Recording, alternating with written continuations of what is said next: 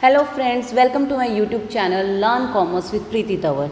तो चलिए, आपको पता ही है हमने एक PYQ सीरीज़ जो है वो शुरू की हुई है, तो उसी को आगे बढ़ाते हुए आज हम करने वाले हैं एस्टेट 2022 प्रीवियस ईयर पेपर का CDP सेक्शन। तो चलिए स्टार्ट करते हैं फटाफट से। ये रहा question number 1। A type of intelligence test in which the difficulty level of questions gradually increases and the time factor is secondary। अब ये क्या बोल रहे हैं कि एक ऐसा इंटेलिजेंस टेस्ट है जिसमें जो डिफ़िकल्टी लेवल है वो तो सबसे नंबर वन प्रायोरिटी ये है, और जो टाइम फैक्टर है वो सेकेंडरी। यानी कि डिफ़िकल्टी ये देखना है कि इतना डिफ़िकल्ट टास्क है, इसको कोई कर सकता है कि नहीं कर सकता है, चाहे वो टाइम कम ले ज़्यादा ले कोई फ़र्क नहीं पड़ता। तो हम इसमें किसी का क्या चेक करना चाह रहे हैं, तो हम इसमें चेक करना चाह रहे हैं कि पावर, किस पर्सन के अंदर कितनी पावर है, उसका पावर टेस्ट कब, जिसमें जो डिफ़िकल्टी लेवल है वो प्राइमरी फैक्टर रहेगा और जो टाइम है वो सेकेंडरी फैक्टर रहेगा। ठीक है, और यहाँ पर देखिए बाकी के जो तीन टेस्ट और इन्होंने बताए। वर्बल टेस्ट किससे रिलेटेड होगा, ये लैंग्वेज से रिलेटेड होगा। ठीक है, लैंग्वेज बेस्ड स्किल्स हो गई जो भी हमारी, ठीक है, एक तरह से कम्युनिकेशन स्किल्स बोल सकते हैं हम इसको। स्पीड टेस्ट के अंदर क्या होगा कि कोई काम कितना जल्दी, है ना, हाउ क्विकली जो भी काम हमको दिया गया है वो किया जा सकता है। ठीक है, तो वो यहाँ पर देखना पड़ेगा।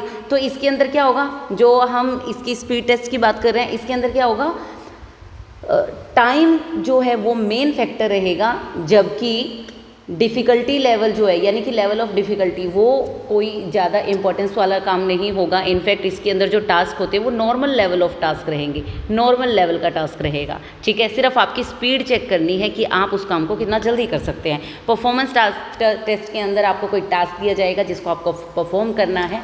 ठीक है, तो इस तरीके से ये 4 टेस्ट हमें दिए गए हैं। तो आंसर है हमारा ऑप्शन नंबर 2 पावर टेस्ट, जिसमें डिफ़िकल्टी लेवल जो है वो सबसे पहले चेक होता है, टाइम फैक्टर इतना मैटर जो है नहीं करता।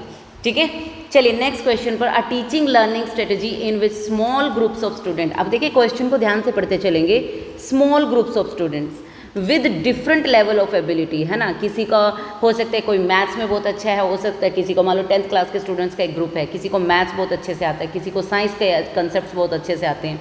ठीक है, इस तरीके से उनकी एबिलिटीज़ अलग अलग हैं। Use a variety of learning activity, है ना, अपने अपने तरीके हैं सीखने के, to improve their understanding of a subject. तो वो कौन सी लर्निंग कर रहे हैं इनमें से, ठीक है, क्योंकि ये क्या है, टीचिंग लर्निंग स्ट्रेटजी की बात हो रही है, तो ये मल्टी सेंसरिंग लर्निंग नहीं है, टीम टीचिंग नहीं है, ये cooperative learning, yes of course. ये कौन सी लर्निंग है, कोऑपरेटिव क्या होता है, जहाँ पर एक ग्रुप, यानी कि 2 बच्चे, 4 बच्चे, 5 बच्चे ऐसे, है ना, जो भी टीचर ने एक छोटा सा ग्रुप बना दिया और बच्चे उसमें बैठकर अपने आप से सीख रहे हैं, किसी को कुछ आता है, किसी को कुछ आता है, और वो मिलकर आपस में अपनी जो नॉलेज है, इन्फॉर्मेशन एक दूसरे से शेयर कर रहे हैं और सीख रहे हैं। तो that is called cooperative learning. Programmed learning ये नहीं है। तो आंसर हो जाएगा ऑप्शन नंबर 3।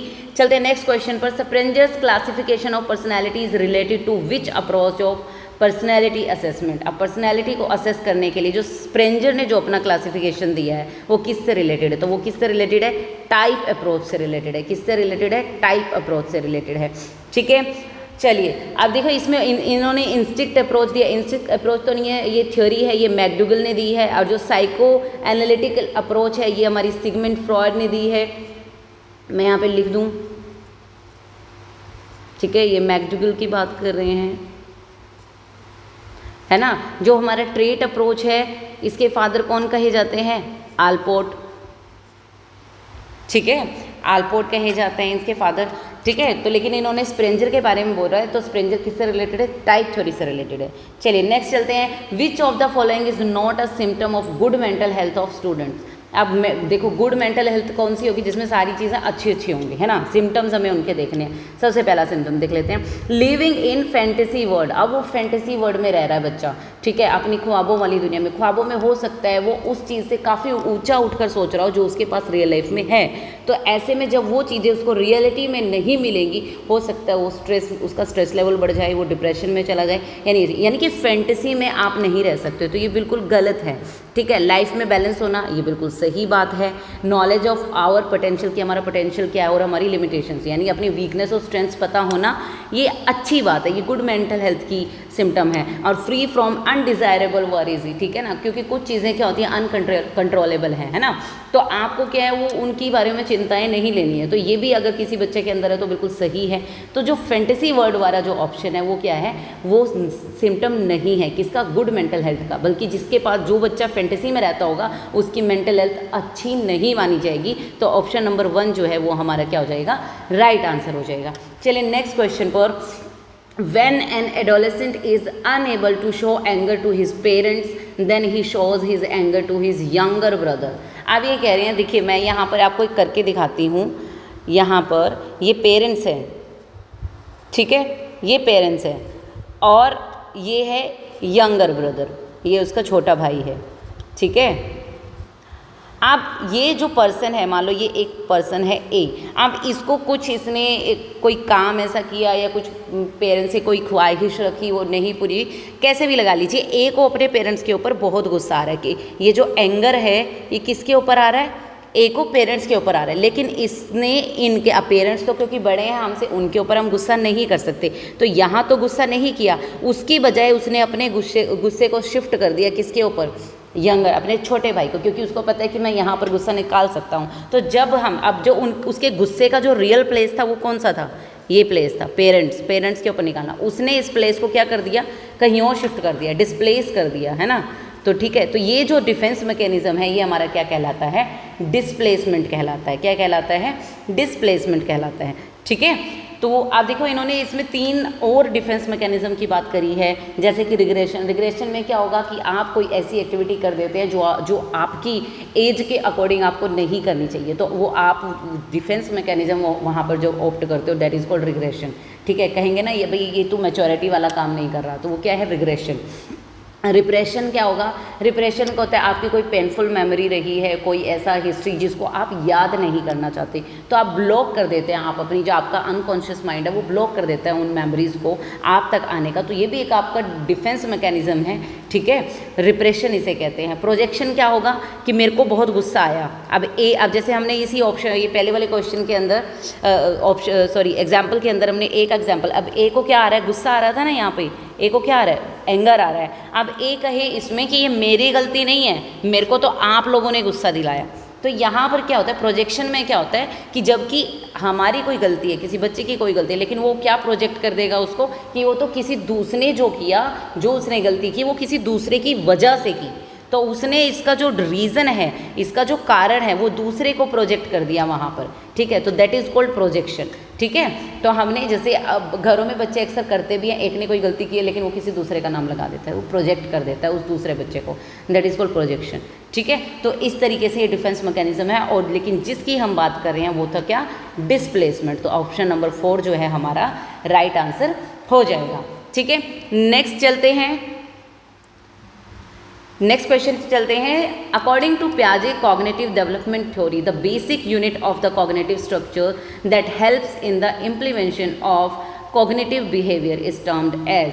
अब देखो मैं आपको एक चीज़ बता दूँ, जब भी पियाजे से रिलेटेड जो पियाजे की कॉग्निटिव डेवलपमेंट थ्योरी लगा लीजिए, मॉरल डेवलपमेंट थ्योरी लगा लीजिए, उससे रिलेटेड कोई भी आपको क्वेश्चन पूछा जाएगा, स्पेशली जब किसी कंसेप्ट्स के बारे में पूछा जा रहा है ना, कंसेप्ट्स के बारे में पूछा जा रहा है, तो वहाँ पर क्या करेंगे, आपको 4-5 चीज़ें जो है वो बेसिकली याद रखनी है।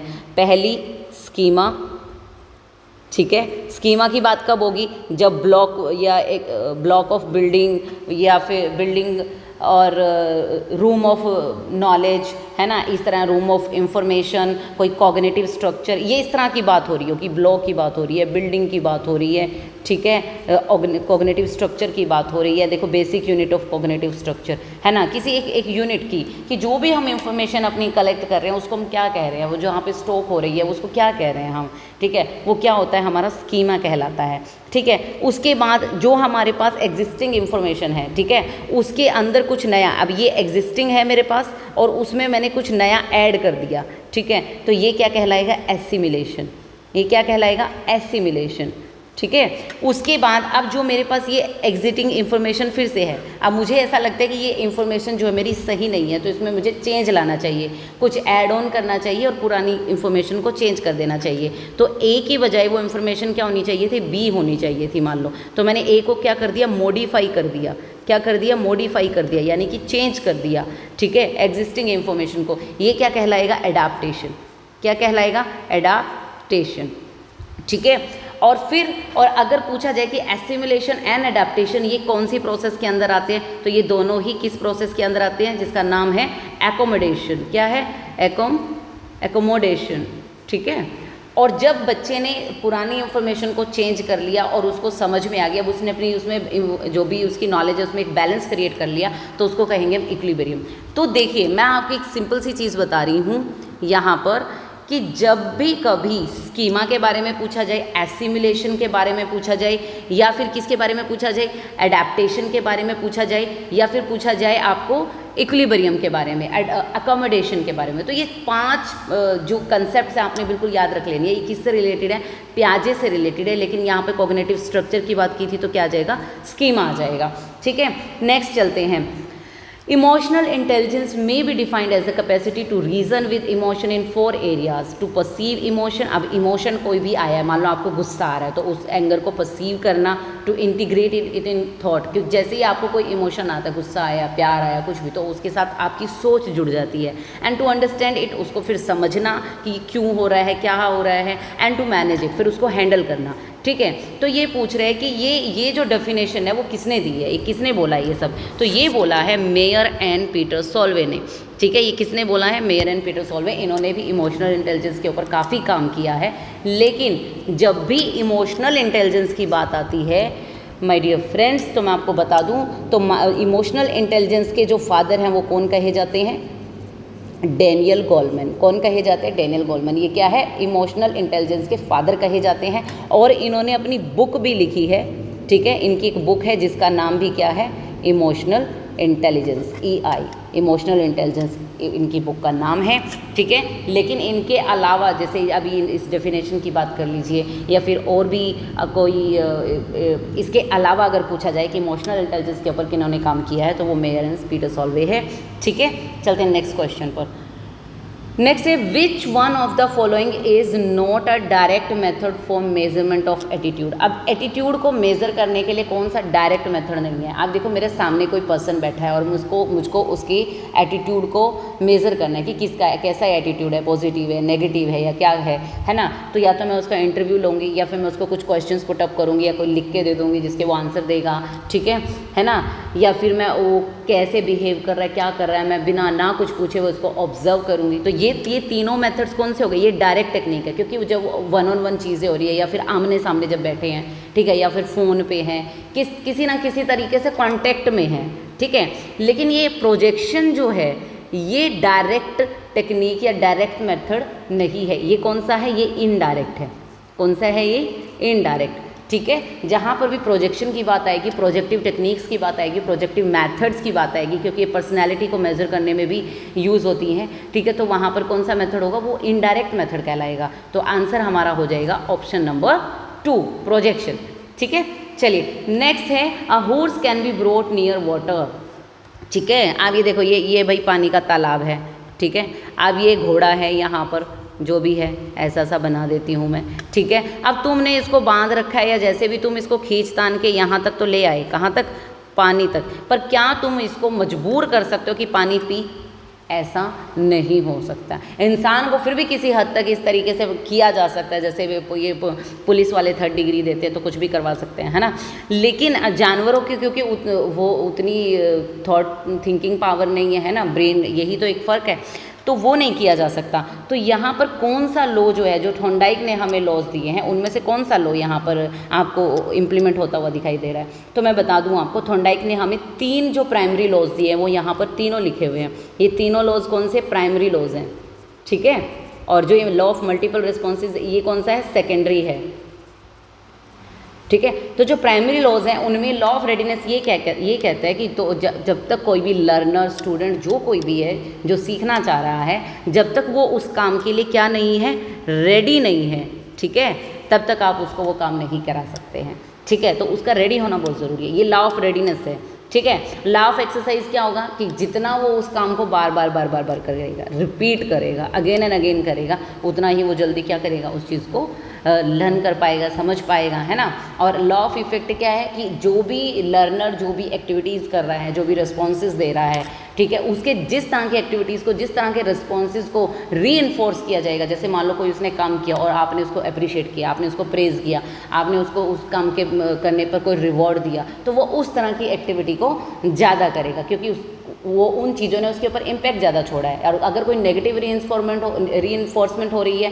पनिश किया जा रहा है उसे, तो उस काम को नहीं करेगा, ठीक है, क्योंकि इम्पैक्ट पड़ रहा है, इफेक्ट हो रहा है, ठीक है। तो ये लॉ ऑफ इफेक्ट बोलता है हमारा। तो रेडीनेस, एक्सरसाइज एंड इफेक्ट, ये तीनों जो है हमारे प्राइमरी लॉज हैं। और यहाँ पर रेडीनेस की बात पूछी गई थी, तो ऑप्शन नंबर 1 जो है हमारा आंसर हो जाएगा। चलिए नेक्स्ट क्वेश्चन पर, विच of the following is not a level of teaching. अब इनमें से कौन सा लेवल ऑफ टीचिंग।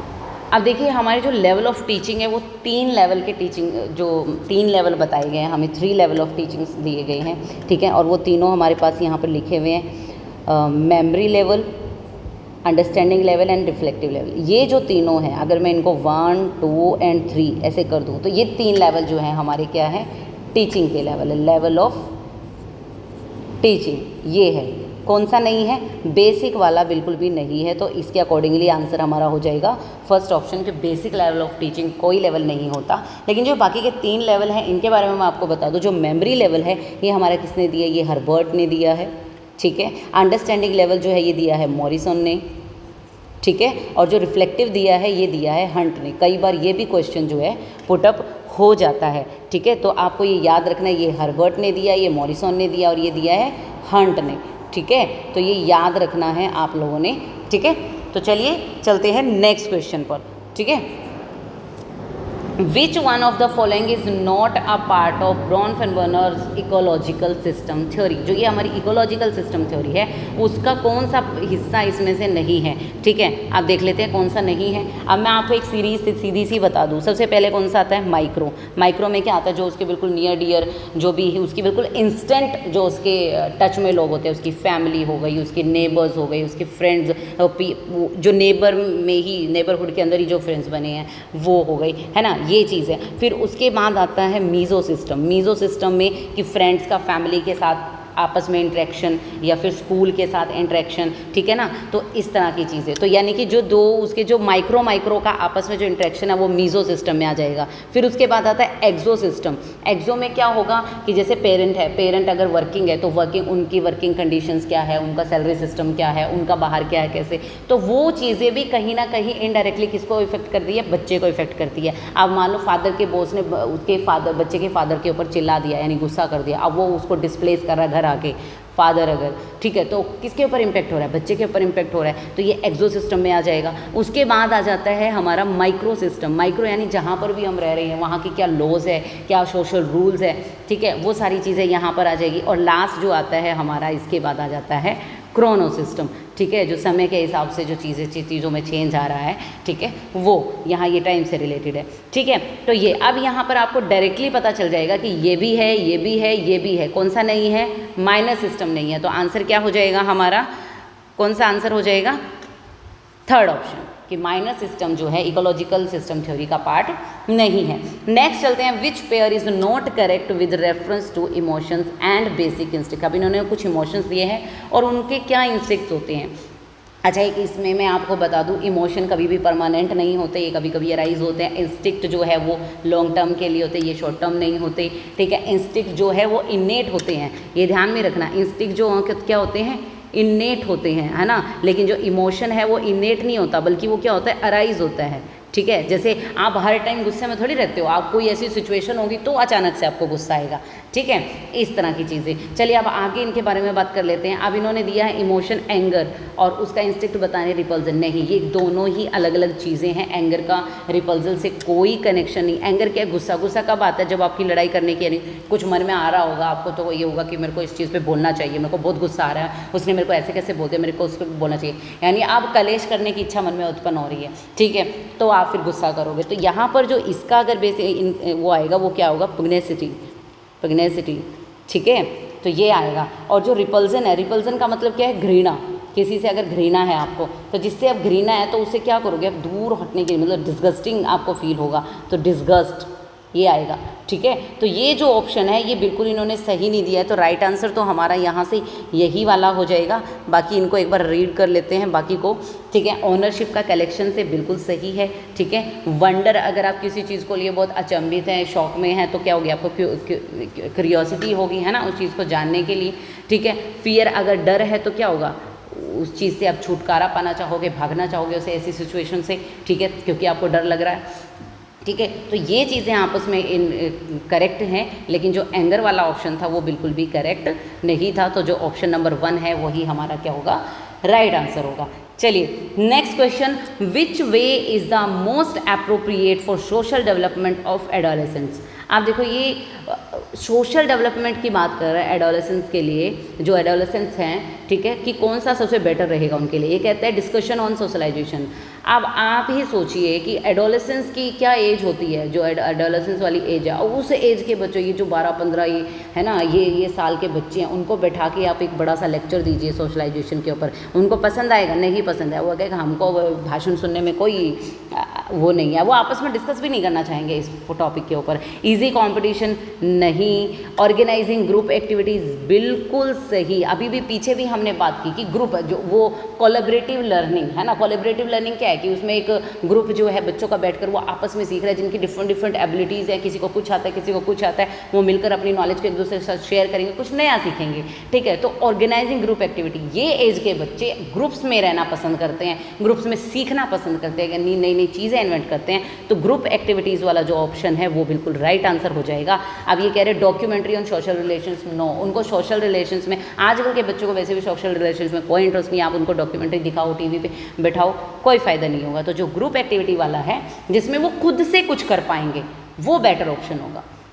चलिए नेक्स्ट क्वेश्चन पर, according to Maslow's need hierarchical theory esteem needs are which type of need. अब आपको जो ये मास्लो की जो नीड हायरार्किकल थ्योरी है, इसके अंदर आपको पता ही है 5 तरह की इन्होंने नीड्स बताई। सबसे पहले फिजियोलॉजिकल नीड्स, जिसमें फूड, शेल्टर, क्लॉथ्स, ये सब कुछ आ जाएगा आपका। फिर उन्होंने सेफ्टी नीड्स के बारे में बोला है, सिक्योरिटी नीड्स के बारे में, है ना, सेकेंड नंबर। ठीक है, और फिर थर्ड जो है आपकी कौन सी नीड थी, एफिलेशन नीड, जिसमें आपको है कि आपके कुछ फ्रेंड्स हो, आपकी फैमिली हो, आपको प्यार करने वाले लोग आपके इर्द गिर्द हो। फिर फोर्थ नंबर की जो नीड थी वो कौन सी थी, एस्टीम नीड। एस्टीम में क्या है कि आपको रिकग्नाइज किया जाए। ठीक है, रिकॉग्निशन आप इसको बोल सकते हो, है ना, कि आपको रिकग्नाइज किया जाए, आपका कोई पद हो, प्रतिष्ठा, है ना, ठीक है, आपको सम्मान मिले, आपका कुछ कोई पोजीशन है, ठीक है, तो वो पाना चाहते हैं समाज के अंदर। तो और ये पद, प्रतिष्ठा, ये पहचान, ये किससे मिलती है इंसान को, कहाँ पर मिलती है, समाज के अंदर मिलती है। तो ये कौन सी नीड हो गई डायरेक्टली, ये सोशल नीड हो गई हमारी। तो जो एस्टीम नीड्स हैं वो कौन सी नीड्स हैं, वो सोशल, क्योंकि रोटी कपड़ा मकान वो मेरे खुद से रिलेटेड है। ठीक है, फिर मैं सुरक्षित रहूँ, मेरे को खाना पीना मिलता रहे, मतलब मैं कमा पाऊँ, मैं सब कुछ ये चीज़ें कर पाऊँ, सिक्योरिटी हो मेरी, वो भी मेरी खुद से रिलेटेड है। फिर मेरे फैमिली फ्रेंड्स हो मेरे इर्द गिर्द, वो भी मेरी खुद से रिलेटेड है। लेकिन अब मुझे लोग जाने, मेरी कोई पोजीशन हो, मैं कुछ करता हूँ जिससे लोग मुझे जानते हैं, तो वो समाज से रिलेटेड चीज़ हो गई, वो सोशल नीड्स है। और इसके बाद की जो नीड आती है सेल्फ एक्चुअलाइजेशन नीड, वो जो उसकी लाइफ का अल्टीमेटम गोल है, ठीक है ना, फाइनल गोल जो उसकी लाइफ का, वो जब उसको अचीव करना चाहता है, तो that is self actualization needs जो होंगी। ठीक है, चलिए नेक्स्ट क्वेश्चन पर चलते हैं। Which of the following task is related to Baqer Mehdi's test of creativity. आप देखो, चलते हैं। सबसे पहले मैं क्रिएटिविटी की बात कर लूँ। यहाँ पे क्रिएटिविटी का जो क्रिएटिविटी के फादर हैं वो कौन कहे जाते हैं, टॉरेंस, याद कर लेना। क्रिएटिविटी के फादर कौन है, टॉरेंस है। अब क्योंकि इन्होंने बकर मेहदी के क्रिएटिविटी टेस्ट के बारे में बात की है, तो अब आपने यहाँ पे ये ध्यान रखना है, बकर मेहदी, अब ये मेहदी है लेकिन आप इसको मेहंदी याद कर लो। मैं आपको एक ट्रिक बता रही हूँ याद करने की कि कैसे याद, क्योंकि कई 2-3 टेस्ट हैं क्रिएटिविटी के जिनमें सिमिलर तरह की चीज़ें दी गई हैं, जो टास्क हैं सिमिलर तरह के हैं, तो आप पहचानोगे कैसे। अब मेहंदी हम इसको याद कर लेते हैं। अब मेहंदी जो है, मेहंदी कब, जब हम इसको शादी से जोड़ लेते हैं, शादी हो रही है, शादी किसकी होगी, 2 जोड़ा बनेगा वहाँ पर, तो पेयर्स, ये केयर रिलेटेड टास्क है और उनके बीच में एक नया रिश्ता बनता है, न्यू रिलेशन बनता है और वो ऐसा काम हो रहा है वो जो पहले नहीं, शादी एक ही बार हो रही है, अनयूजुअल यूजेस रिलेटेड टास्क है, ठीक है। और वो क्या होता है, हमेशा कुछ अच्छा दिखने की कोशिश करते हैं, प्रोडक्ट इंप्रूवमेंट रिलेटेड टास्क है। तो ये मैंने वैसे बता दिया, ऐसा कोई लॉजिक नहीं है, ठीक है। लेकिन अब शादी का माहौल है, मेहंदी लगा रहे, जोड़ा बैठा है, ये सब कुछ हो रहा है, वहाँ पे क्विज कौन खेलेगा, आस्क एंड गेस कौन, क्या होगा वहाँ पर। तो इसका कोई काम नहीं है मेहंदी में, तो ये मेहंदी से रिलेटेड टास्क भी, ये मेहंदी से रिलेटेड टास्क भी नहीं है, ठीक है। तो ये ऑप्शन नंबर 4 जो है हमारा राइट आंसर हो जाएगा। नेक्स्ट चलते हैं, which of the following statement is not correct with reference to the individual differences. Individual difference का देखो हमको बिल्कुल ही पता है कि सभी इंडिविजुअल्स में जो डेवलपमेंट का रेट है वो कभी भी सिमिलर नहीं होता, ठीक है। इसलिए इंडिविजुअल डिफरेंस का कंसेप्ट है। तो no two person can be exactly alike, बिल्कुल सही। इंडिविजुअल डिफरेंसेस में बिलोंग टू डिफरेंट एरियाज, बिल्कुल ठीक है कि या तो आप फिजिकली आपके डिफरेंट एरिया से रिलेटेड हो सकता है या और तरीके से। फिर इन्होंने डिफरेंट डायमेंशन की बात, डायमेंशन में क्या आ जाएगा, आपके एस्पेक्ट्स आ जाएंगे, मेंटली, इमोशनली, फिजिकली, सोशली, किसी तरह से आप, हो सकता है कोई बच्चा कोग्निटिवली बहुत शार्प है लेकिन वो सोशल नहीं है, हो सकता है कोई सोशली बहुत अच्छा है, ठीक है, लेकिन वो अपने एकेडमिक्स में उतना बेटर नहीं है, ठीक है। तो अलग अलग एस्पेक्ट में भी जो डेवलपमेंट रेट है जो वो डिफरेंट हो सकती है। फिर उसके बाद आता है इंडिविजुअल, ये बिल्कुल सही था, individual differences arise only due to heredity. तो ये यहाँ पर इन्होंने गलत बात कर दी, ये वाला ऑप्शन यही हमारा राइट आंसर होगा, क्योंकि ये बिल्कुल गलत बात है और इन्होंने भी वही पूछा जो करेक्ट नहीं है। तो हेरिडिटी की वजह से बिल्कुल भी इंडिविजुअल डिफरेंस नहीं होते, ठीक है। चलिए नेक्स्ट क्वेश्चन पर, who is called the father of trait theory for study of personality. अभी मैंने थोड़ी देर पहले बात की थी, पीछे क्वेश्चन में अल्पोर्ट का जो है जिक्र आया था। तो जो अल्पोर्ट है हमारे, ये क्या कहलाते हैं, फादर ऑफ ट्रेट थ्योरी, ठीक है, ये याद रखना है हमने, ठीक है। अब चलते हैं नेक्स्ट क्वेश्चन पर, विच ऑफ द, और इसमें से जो ये आइसिंग है ये भी उसी से रिलेटेड है, ट्रेट थ्योरी से रिलेटेड है। चलिए, विच of the following pairs of communication skills is correct for receiving the information. आप देखो, आप लोगों को इसमें देखो इन्होंने लिसनिंग, राइटिंग, स्पीकिंग, रीडिंग, ये कई तरह के ऑप्शन दिए हैं। आपने सिर्फ क्वेश्चन पे फोकस करना है, एक तो सही ऑप्शन चूज करना है और किसको, आपने इंफॉर्मेशन को रिसीव करना है। मान लो कोई गुप्त बात चल रही है कहीं पर भी, कोई 2 बंदे बैठ के कोई आपस में कोई सीक्रेट मैसेज जो है वो शेयर कर रहे हैं और आपको वो इन्फॉर्मेशन उनसे रिसीव करनी है, तो आप क्या करोगे, या तो उनकी बात को सुनोगे, ठीक है, ये तो लिसनिंग, ठीक है, या फिर कुछ देख के हो सकता है, व्यूइंग हो सकता था, ठीक है, या फिर कुछ मिल गया आपको जिस पे कुछ लिखा हुआ तो आप रीडिंग करोगे। आपको ही तो, आपको किसी के साथ बात नहीं करनी है ना, आपने कुछ बोलना, तो स्पीकिंग वाला ऑप्शन तो वहाँ पे कट हो गया, बोलने का काम है ही नहीं ना, लिखने का काम है, क्योंकि उसमें तो फिर आप मैसेज कन्वे कर रहे हो ना किसी को, आपको तो सिर्फ इंफॉर्मेशन को लेना है। रिसीव करने की बात, तो रिसीव इन 3 तरीकों से हो सकता है, लिसनिंग, व्यूइंग, रीडिंग, ठीक है, जो ये यहाँ पे ऑप्शन है। आप देख लीजिए इनमें से 2 ऑप्शन जहाँ पर आपको दिख रहे हैं, तो लिसनिंग और रीडिंग जहाँ पर है, ये रहा लिसनिंग एंड रीडिंग, तो ऑप्शन नंबर जो 3 है वो हमारा राइट आंसर हो जाएगा। चलिए नेक्स्ट क्वेश्चन पर, according to triarchic theory which of the following is not a type of intelligence. आप सबसे पहले ट्राइकिक थ्योरी किन्होंने दी है, स्टर्नबर्ग ने, ये याद रखना है, स्टर्नबर्ग ने ये थ्योरी दी है, ठीक है। और अब ये कह रहे हैं कि इनमें से कौन सा नहीं है, तो मैं बता दूं इन्होंने 3 तरह के जो है वो बताए हमको, ठीक है, 3 तरह की जो इंटेलिजेंस के बारे में बताया, ठीक है, वो यहाँ पर एक बार लिख लेते हैं। कॉम्पोनेंशियल, ठीक है, कॉम्पोनेंशियल में कौन से लोग आ जाएंगे, जो अपनी एकेडमिक्स में बहुत अच्छे होंगे, जो एकेडमिक्स में बहुत अच्छे होंगे,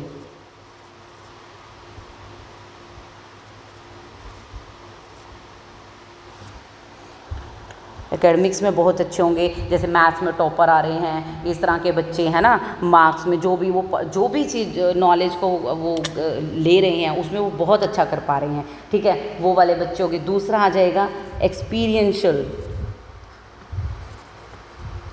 एक वाले कौन से बच्चे होंगे, जो बहुत ही क्रिएटिव होंगे, जो कुछ नया करने की सोच रखते होंगे, कुछ नया इन्वेंशन, नई, है ना, एक तरह से वो चीज़ आ गई, ठीक है। नेक्स्ट आ जाएंगे कॉन्टेक्चुअल, ये वाले कौन से होंगे, जो स्ट्रीट स्मार्ट होंगे। स्ट्रीट स्मार्ट लोग कौन से होते हैं कि आपने कुछ सीखा और आपको कोई सिचुएशन लाइफ में ऐसी दिखाई और आपने वहाँ पे उसको इम्प्लीमेंट करके देख लिया, ठीक है, एकदम से आपको कोई आइडिया आया और आपने उसको लगा दिया। तो अब आप यहाँ पर देखिए, अगर मैं इन ऑप्शन को, जो स्ट्रीट स्मार्ट लोग होंगे वो यूज़ कर रहे हैं अपनी नॉलेज का, तो ये कौन सा एस्पेक्ट हो गया, प्रैक्टिकल, है ना, ठीक है। क्रिएटिव वाला हमें ऑप्शन गिवन ही है, प्रैक्टिकल ये यहाँ पर हो गया। और जो एकेडमिक्स में है, जो एकेडमिक्स में अच्छा होगा वो एनालाइज भी अच्छा कर पाएगा, तो वो क्या होगा, एनालिटिकल भी हम इसको बोल सकते हैं, है ना। तो ये हो गई, ठीक है। तो ये भी है, ये भी है, ये भी है, तो कौन से वाला नहीं है, थ्योरेटिकल जो है वो यहाँ पर नहीं होगा, ठीक है। कौन सा नहीं होगा, थ्योरेटिकल वाला इसमें से नहीं होगा। तो जो आंसर हो जाएगा वो हमारा हो जाएगा ऑप्शन नंबर 3।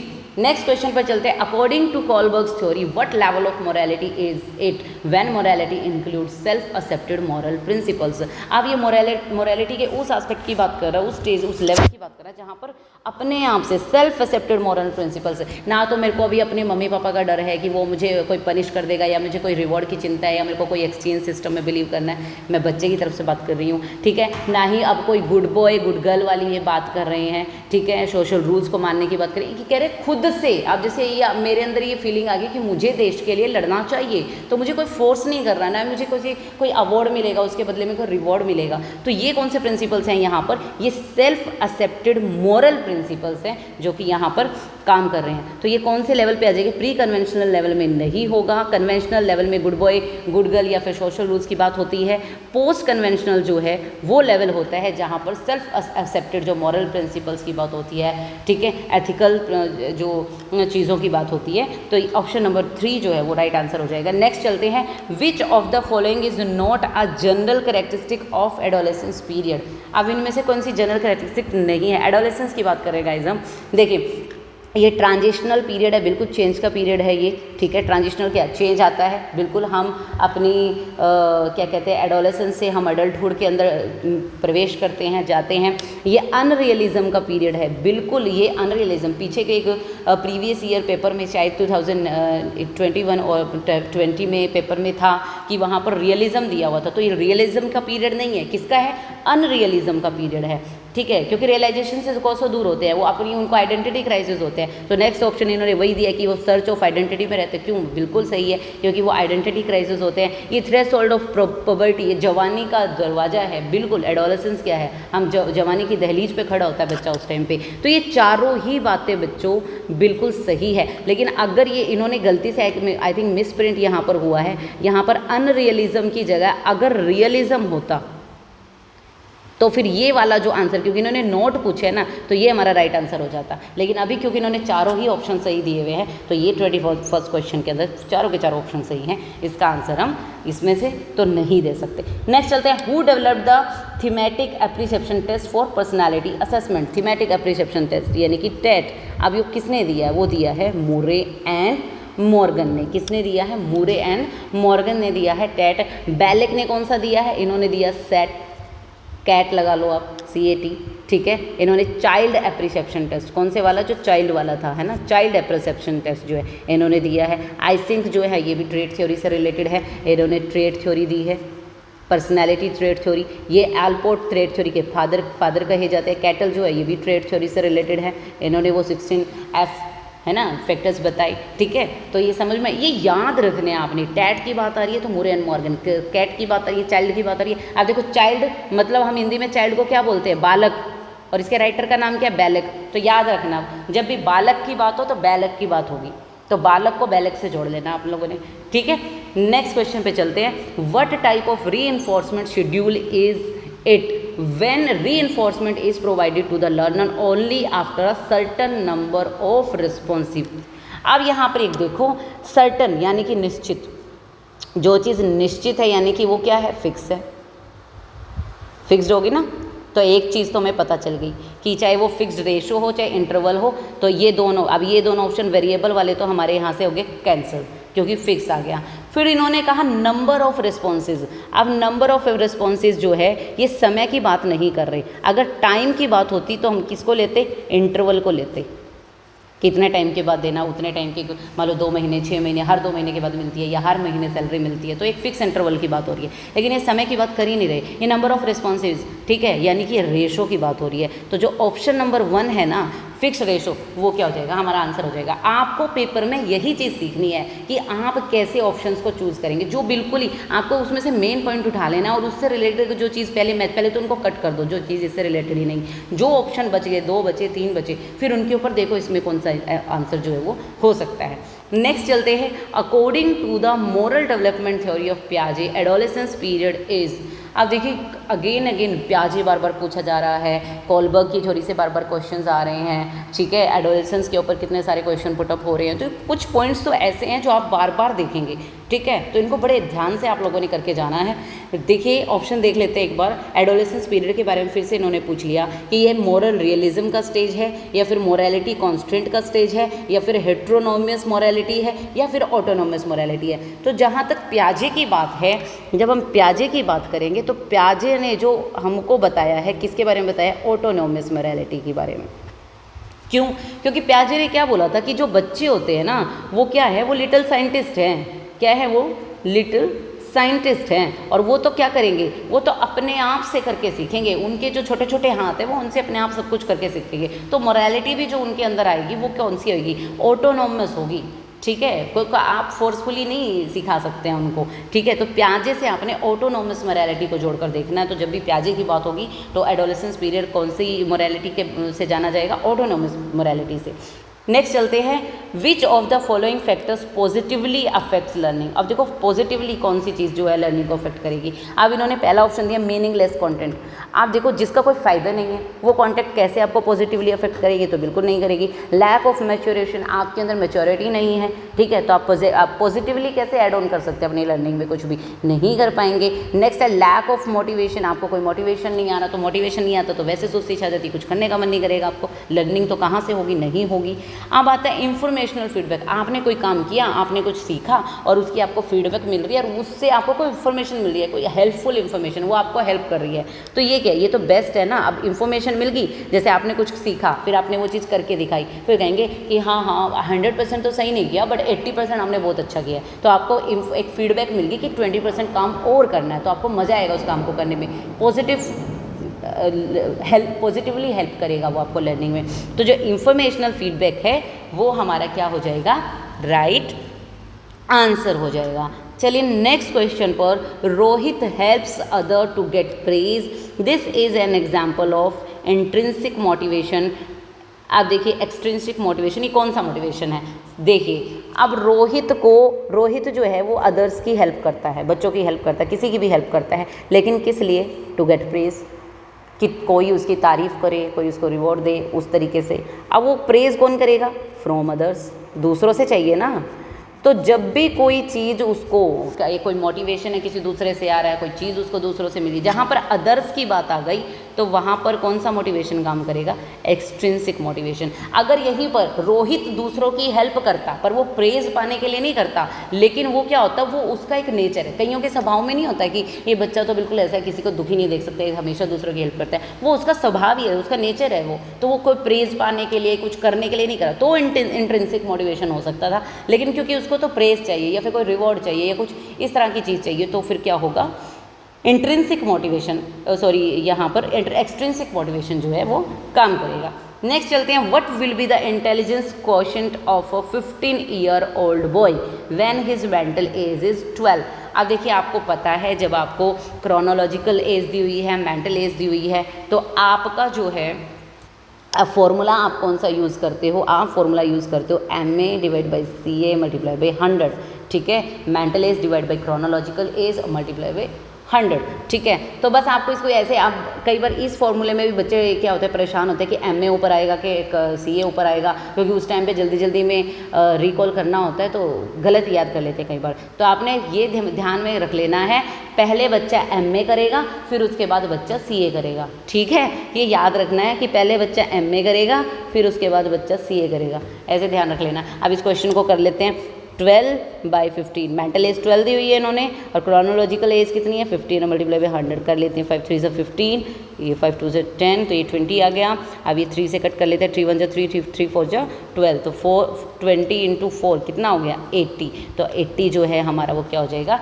राइट आंसर हो जाएगा। तो इस बच्चे का जो इंटेलिजेंस क्वोशेंट है वो क्या है, 80 है, ठीक है। चलते हैं नेक्स्ट क्वेश्चन पर। नेक्स्ट क्वेश्चन क्या कहता है, as a teacher which of the following work would not be done by you to develop the creativity of the students, कि आप अगर अपने स्टूडेंट्स की क्रिएटिविटी को डेवलप करना चाहते हैं तो आप इनमें से क्या नहीं करेंगे, कौन सा काम आप जो है करना नहीं चाहेंगे? तो चलिए कौन सा काम हम नहीं करना चाहेंगे as a teacher? Option number 1, encouragement of originality. बिल्कुल, इसको तो हम क्या करेंगे कि वो अपनी ओरिजिनलिटी को इनकरेज करो, कुछ अपने आप से कुछ सोचना है, दूसरों की करी कराई चीज़ का क्या, हम तो बच्चे को क्रिएटिविटी की तरफ ले जाना चाह रहे हैं ना, तो ओरिजिनलिटी तो क्रिएटिविटी से रिलेटेड है। रिमूवल ऑफ फियर, बिल्कुल उसके डर को अलग करेंगे, डर को ख़त्म करने की कोशिश करेंगे ताकि वो नई चीज़ें सीख सकें। फ्रीडम टू रिस्पॉन्ड, बिल्कुल उसको रिस्पॉन्स करने की बिल्कुल फ्रीडम दी जाएगी, तभी तो। अगर आप उसको बांध के रखेंगे, एक लिमिटेशन, उसकी बाउंड्री सेट कर देंगे, तो वो क्रिएटिव नहीं कर पाएगा कुछ। फिर उसके बाद है अवॉइडेंस ऑफ डाइवर्जेंट थिंकिंग। तो डाइवर्जेंट सोचेगा, कुछ नया करेगा तो ही तो क्रिएटिविटी होगी। तो अब आप इसी को अगर अवॉइड कर दोगे, इसी को अगर इग्नोर कर दोगे तो कैसे चलेगा? तो ये जो काम है वो हम कभी नहीं करेंगे। ऑप्शन नंबर 4 जो है हमारा राइट आंसर हो जाएगा। चलिए नेक्स्ट क्वेश्चन पर, development which proceeds from centre to periphery is known as. अब देखो इस क्वेश्चन की मैं आप ये हमेशा पूछा जाता है, जैसे सेफेलिक कैजुअल, ये कई बार दे दिया जाता है कि हेड टू फुट वाला, कि ऐसे डेवलपमेंट होता है जब हेड टू फुट जाता है। ठीक है, मैं यहाँ पे लिख देती हूँ। एक तो पूछा जाता है हेड टू फुट वाला या हेड टू टो वाला, ठीक है, और एक अब इन्होंने पूछा है सेंटर टू पेरिफेरी। ये 2 पूछे जाते हैं और ये 2 ऑप्शन होते हैं हमारे पास, ये वाला और ये वाला। तो इनमें से कौन सा है? तो आपने पहले ये वाला जो हमसे पूछा है उसमें देख लो, मैं यहाँ पे बताती हूँ। Centre to periphery, centre. अब आपको, हम इंडिया में रह रहे हैं, सेंटर में कौन बैठा है इंडिया में? मोदी। बस आपने इतना ध्यान रखा है बेटा, यहाँ पर आपका काम हो गया। सेंटर है, सेंटर में बैठा है हमारा मोदी, तो आपका आंसर हो जाएगा प्रॉक्सी मॉडिस्टल। ठीक है, कौन सा आंसर हो जाएगा आपका? ये हो जाएगा प्रॉक्सी मॉडिस्टल, और यही हमारे इस क्वेश्चन का आंसर है। लेकिन अगर आपने वो जो हम दूसरे ऑप्शन की भी बात कर लेते हैं, वो क्या है? जैसे सिफालिक कैजुअल। अब पहली बात तो यहाँ से ये पता रहेगा, दूसरा सेफालिक। अब देखो हेड का हिंदी में बोलो सिर, सेफालिक भी से स्टार्ट हो रहा है, तो यहाँ पर भी आप इसको सिर से आप इसको कनेक्ट कर सकते। देखो बेटा, लॉजिक इस चीज़ में नहीं है। मोदी वाला ये भी मैंने कैसे, हम ये तो क्या होती है, ट्रिक्स जो है बनाई जाती है ताकि आप उस कैसे भी याद कर सकें। तो हेड टू टो में आप सेफेलिक कैजुअल रखेंगे, और क्योंकि सेंटर में मोदी बैठा है तो जो सेंटर टू पेरिफेरी वाला होगा प्रॉक्सी मॉडिस्टल वहाँ पर आ जाएगा। स्पाइरल और ये सर्कुलर तो बिल्कुल भी नहीं है। तो नेक्स्ट जो है क्वेश्चन हम कर लेते हैं, ये आंसर आपको आई थिंक क्लियर हो गया होगा। चलते हैं नेक्स्ट क्वेश्चन पर। लास्ट क्वेश्चन जो है हमारा इस वीडियो का, hunger and thirst is which type of motive. अब भाई मेरे को प्यास लग रही है, भूख लग रही है, वो किस टाइप का मोटिव है? भाई किस टाइप का मोटिव है?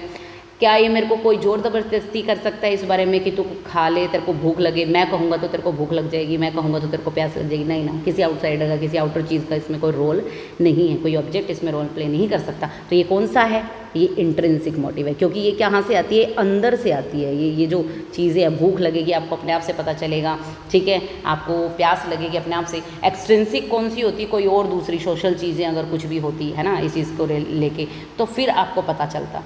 ठीक है, तो चलिए यहाँ पर ये हमारा ऑप्शन नंबर 3 जो है वो राइट आंसर हो गया। यहाँ पे हमारे ये 30 के 30 क्वेश्चन जो है एस्टेट 2022 के कंप्लीट हो गए। अब सिर्फ हमारा एक ही पेपर बचा है 2023 वाला। 24 में तो हमारा हुआ ही नहीं, हम वेट करते रह गए। अब 25 में हमारा जो नेक्स्ट पेपर है वो होना है अभी जुलाई 26 और 27 में। ठीक है, तो तब तक के लिए आप जुड़े रहिए, हम लगातार करते रहेंगे जितने भी क्वेश्चंस हमसे हो सकते हैं। तो अगर आपको मेरी जो भी वीडियोस है या आपको आपकी लर्निंग में कोई भी हेल्प कर रही है तो please like share subscribe my channel. और अगर आपको अभी भी किसी कंसेप्ट में, किसी भी पॉइंट में कोई डाउट रहता है तो मुझे कमेंट सेक्शन में कमेंट करके ज़रूर बताइए, मैं वो आपके डाउट को ज़रूर क्लियर करूँगी। अगर कोई टॉपिक आप चाहते हैं मैं उस पर वीडियो बनाऊँ तो आप वो भी मुझे कमेंट सेक्शन में बताइए, मैं बिल्कुल वीडियो बनाऊँगी। ठीक है, तब तक के लिए टाटा बाय बाय।